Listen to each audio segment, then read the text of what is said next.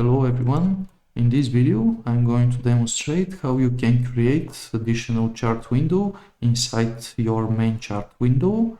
In order to do this, we should go to MetaTrader and inside our onStart function we should define the chart name, in this case embedded chart. Next we want to check if this chart name already exists. If this is the case, it will be removed by the object delete function. Next we want to use object create function to generate our new chart. It takes a few parameters. The first one, no or zero, means that we are working on the current chart.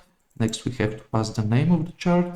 Here this constant says that we want to generate a chart, and here are a few more parameters for time and price, but they are irrelevant in this case because we want to use x and y-axis coordinates in order to provide information how and where our object will be created. This exclamation mark here says that if the object create function wasn't successfully executed, it failed, and we captured this error here inside the print statement and quit the function. But if it's created successfully, we should see our chart inside the main chart.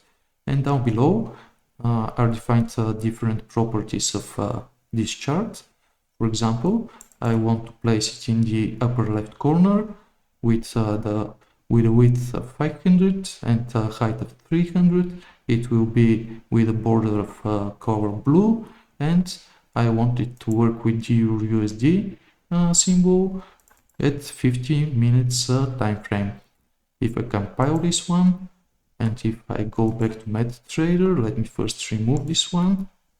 So object list here.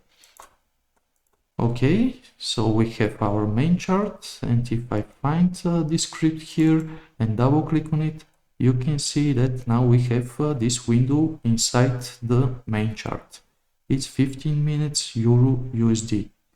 And sometimes this could be very useful, especially for technical analysts. Thanks for watching and see you in the next video.